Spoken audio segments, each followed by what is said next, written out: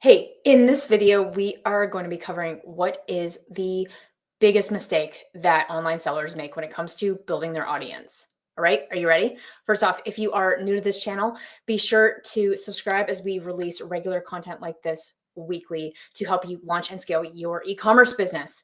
So let's get into it. What inspired this video? First off, I got off a couple of coaching calls today with our accelerator students, and there were some things that luckily before they started audience building, they dodged a bullet with this one thing that I'm going to share with you today. So what is that? So the first thing is that when you go to build your audience, there are a couple things that people get really, really wrong, and they usually don't realize it until you're thousands of dollars into ad spend or you're thousands of dollars into a new website and you're wondering why things just aren't working the way that you think that they should work, which is never a good place to be. So this audience building thing comes down to something that so many brands skip and they just kind of jump to traffic. What you have to do first, though, before you even start audience building or start community building, is get really clear on who you are speaking to. Okay. So, yes, I am talking about best practices when it comes to finding your target customer. So, are a couple things that people get wrong? So, first off, customers will respond to what's in it for me. Seth Godin coined this term as everyone's favorite radio station is the sound of their own voice, or WIIFM, what's in it for me. So when I look at whether a piece of copy, a website, or things are going to start working online, if I see that the brand has not been communicating in terms of what this product will do for the consumer, what it will enable in their life, then you're actually going to be shutting down the conversation before you even give it a chance to get started. Okay. So, first thing you want to do as a litmus test is take a second to take out a note paper and look at, okay, who am I speaking to? Like, who is my customer? Who is most likely to benefit from the product I'm using? And what you want to do is you want to then, on the sheet of paper, list off 3 to 4, maybe even you come up with a list of 10 different groups. Groups being like mothers, entrepreneurs. You might have people who are into sports cars, etc. Make a list of all the people that are going to benefit from your product. And then after you've created that list, go back and highlight the top 1 or 2 avatars on that list that you think are going to resonate the most with your product offering. And that's where we want to start. Okay. When you do that, the next question you want to ask yourself is, okay, what will they benefit from in my product? What is a pain point in their life that causes them to search for my solution? So let's give an example. One of my all-time favorite clients is Series Chill, which is a women's breast milk chiller that allows you to keep and store your breast milk at a reasonable temperature if you're an on-the-go parent.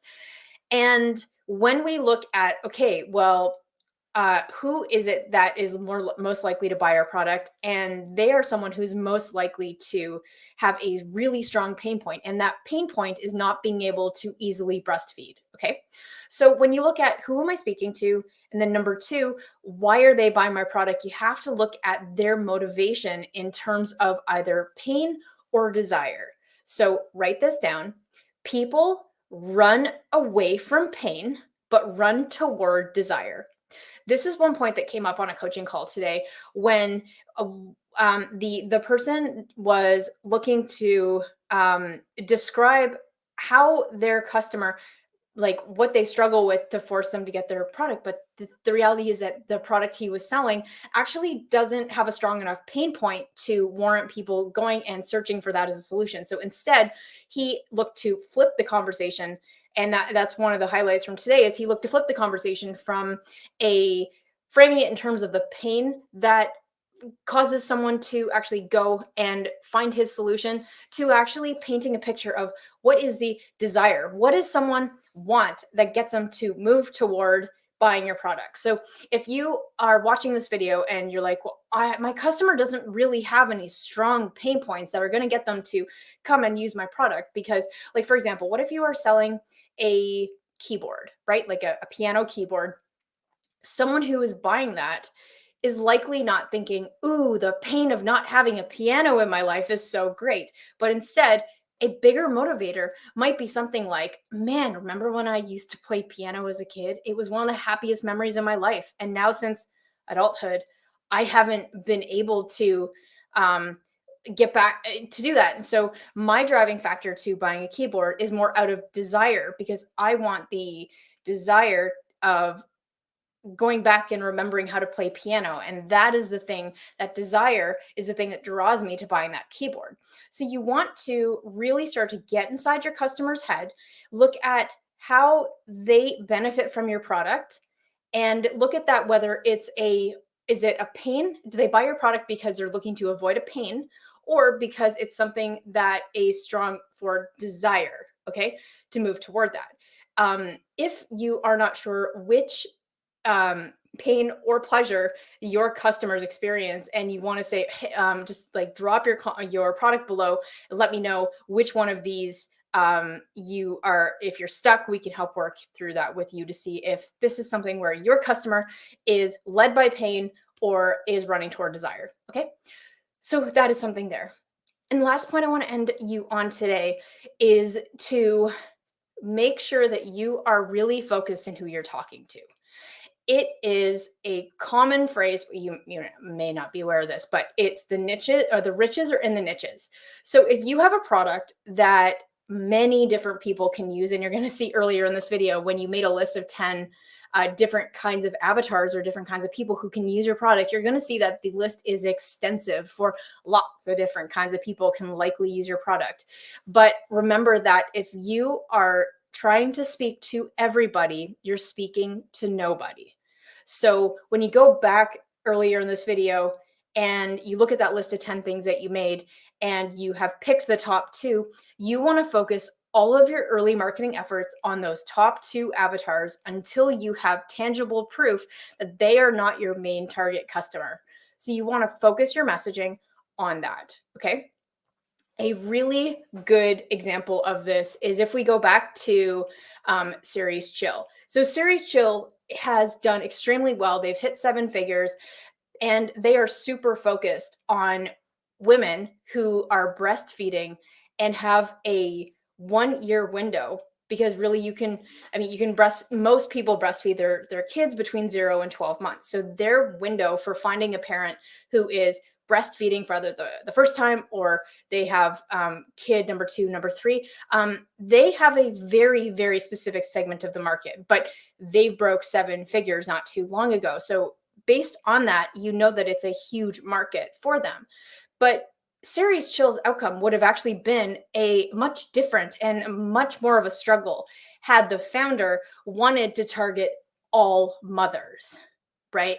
Because if she wanted to target all mothers with different mothering solutions, because she's not specifically focused on a stage in the mothering journey at that point where she has opened up the breadth for trying to target everybody, it's really going to dilute her product messaging. It's really going to dilute how people use her product and interact with her brand. So she did really, really well by focusing on one specific segment in her market.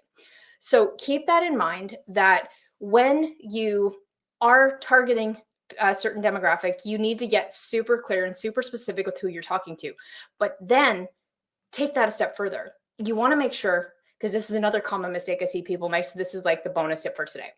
You want to make sure that in those top 2 avatars, whoever those niches are that you're focusing on, any videos you put out, any images, like lifestyle images you're using on your website, any copy, any ads, you need to make sure, even any actors, you have to make sure that they are all representative of your demographic, okay?